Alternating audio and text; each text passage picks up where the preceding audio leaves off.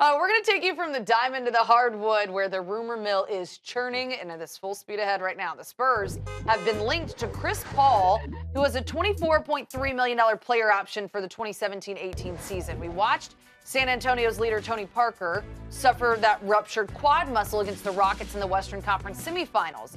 But looking ahead to the Spurs' future, would pursuing Chris Paul hurt Tony Parker's feelings, you think? Or are you going to pump the brakes on that? It shouldn't hurt his feelings. And I know Tony Parker is a big part of what they've done in San Antonio for years.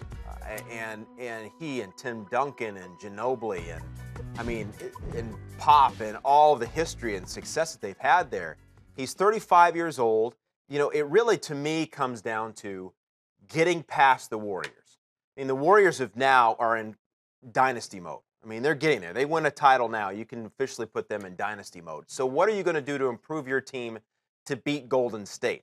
Chris Paul may be that piece. And if you're Tony Parker, I think you want to welcome an important piece to the puzzle that can get you over the hump. You get Kawhi Leonard back. Yep.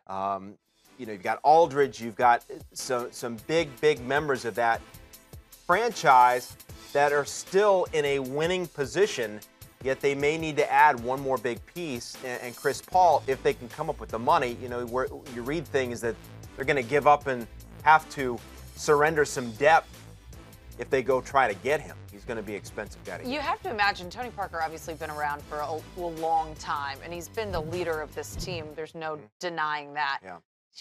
His confidence level is high. I don't think that I'm with you. I don't think that he's going to have any hurt feelings. He knows that this is a business and that you want to get as many pieces to the puzzle that you can, especially with him being so old. You got to win a championship now if you want to keep adding to your legacy. I'm also of the thought process that if you're not moving forward, you're moving backward.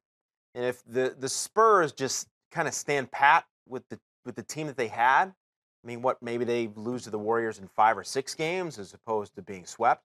I think you just got to continually try to make yourself better.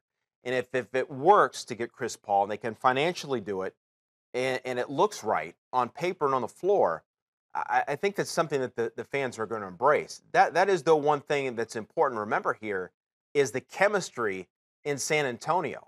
You know, how you come in if you're Chris Paul. I think he'll be well received. But that is certainly a delicate situation when you talk about Tony Parker and what he has meant to the fans and that franchise in San Antonio.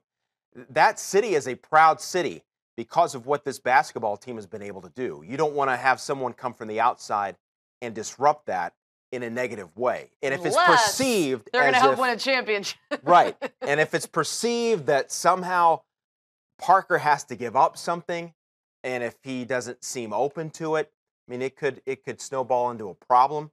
I don't think I see that, though, happen.